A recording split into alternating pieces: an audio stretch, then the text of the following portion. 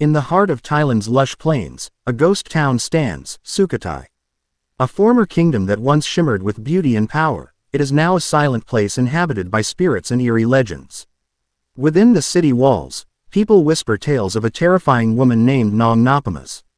They say she was a beautiful princess who fell in love with a commoner, but her father forbade the match. In rage, Nong Napamas took her own life, and ever since, her spirit has roamed the streets of Sukhothai, searching for her lost love. Many who have ventured into the city report chilling encounters. Sounds of weeping and laughter echo through the night, and shadowy figures are seen flitting through the ruined temples.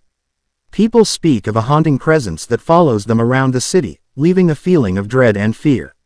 One night, a group of archaeologists camped on the outskirts of the city. As they prepared for bed, they heard a loud wail. They woke to find a woman dressed in white standing in the middle of their camp. The woman began to cry out, her eyes blazing with fire. The archaeologists were terrified and fled the camp. When they returned in the morning, the woman was gone, but their belongings were scattered and broken. The origins of the spooky tales in Sukhothai stem from the legends and stories of the people who inhabit the area. The stories have been passed down from generation to generation, and the eerie occurrences continue to this day.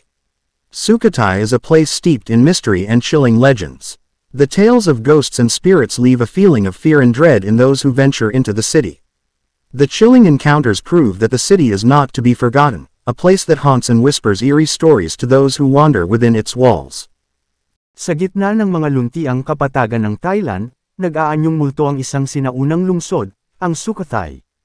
Isang dating kaharian na nagningning ng kagandahan at kapangyarihan, ngayon ay isang tahimik na lugar na pinaninirahan ng mga espiritu at nakakatakot na mga alamat.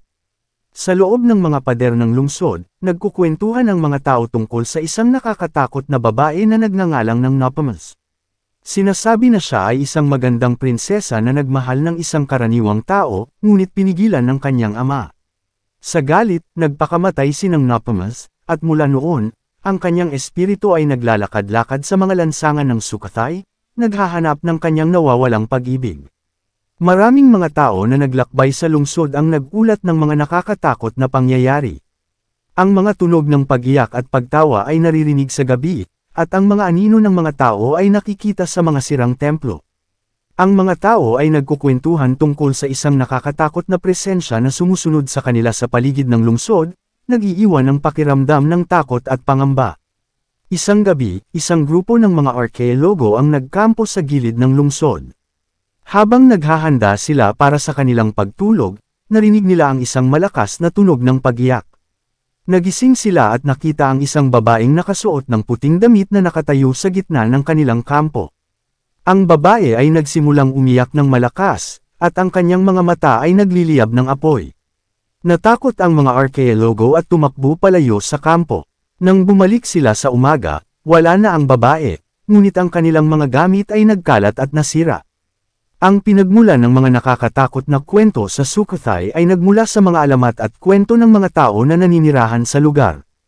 Ang mga kwento ay ipinasa mula sa isang henerasyon patungo sa isa pa, at ang mga nakakatakot na pangyayari ay nagpatuloy hanggang sa kasalukuyan. Ang Sukhothai ay isang lugar na puno ng misteryo at nakakatakot na mga alamat. Ang mga kwento ng mga multo at espiritu ay nag-iiwan ng pakiramdam ng takot at pangamba sa mga tao na naglakbay sa lungsod. Ang mga nakakatakot na pangyayari ay nagpapatunay na ang lungsod ay isang lugar na hindi dapat makalimutan, isang lugar na nag-aanyong multo at nagkukwento ng mga nakakatakot na kwento sa mga taong naglakbay sa loob ng mga pader nito.